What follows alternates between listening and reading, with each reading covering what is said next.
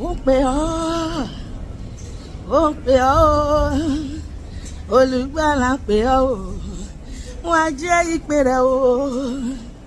Ọ̀rẹ́ mi ó ń pè ọ́, Jésù ní kí n kọrin yìí fún ẹ. Ìwọ kan ń wò mí, ó ní Jésù, ó ní kó fi ayé ẹ̀ fóun lẹ́nu. Bẹ́ẹ̀ ni, ó wá nítorí rẹ ni, ó kú lórí igi àgbélébùú torí kó má bàa ṣègbé. Bẹ́ẹ̀ ni Ọlọ́run fi aráyé tó bẹ́ẹ̀ gẹ́ tó fi ọmọ bíbí rẹ̀ kan ṣoṣo fún wa.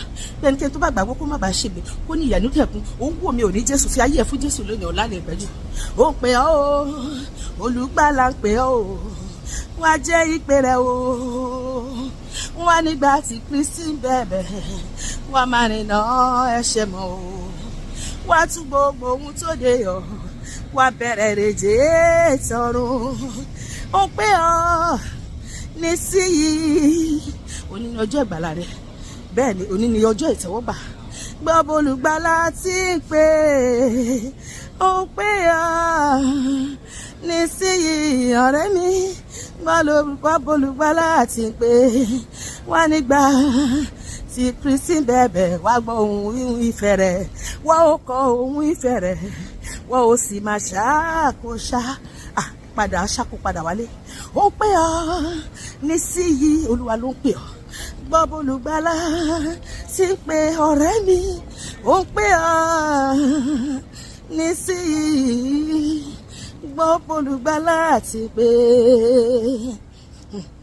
wá má ṣe fàkókò dọ́là, wá ọjọ́ ìgbàlà nìyí. Wá fi ara rẹ fún Kristi, wá wólẹ̀ níwájú rẹ.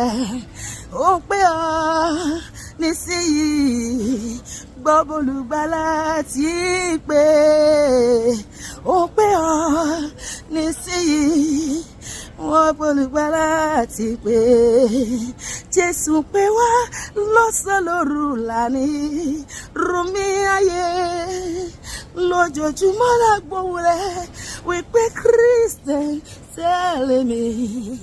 Nígbà kan rí n kò mọ̀dọ̀ rẹ bàbá, ìgbà kan lèmi náà yí ìranú ẹ̀ṣẹ̀ títí tí ìmọ́lẹ̀ Kristi fi tàn sí mi tó fi mú mi wá sọ́dọ̀ ẹ̀.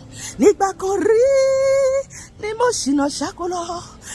Ìwọ tó ń gbọ́ mi alágbèrè ọ̀mùtí, onírèdè òru, ọkọ̀ ọ̀pọ̀ pọ́nbọ̀dù, òun ṣe kọ̀pù ni, òun kóbìnrin kiri ni, òun ṣaṣẹ́wó ni, gbogbo nǹkan tó lè máa ṣe. Ó wà nínú ẹgbẹ́ ìmùlẹ̀ ni àbí nínú ẹgbẹ́ awo, nínú ẹgbẹ́ oṣó, nínú ẹgbẹ́ ẹ̀jẹ̀, jáwọ́ lónìí. Wá sọ́dọ̀ Jésù, yóò gbà ọ́ tọwọ́ tẹsẹ̀. Bẹ́ẹ̀ ni Jésù ń pè ọ́ lónìí. Nígbà kan rí mo ṣìnà ṣàkólọ́, ṣùgbọ́n Jésù forí ọ̀fẹ́ pè mí o, ó sọ mí dá máa o,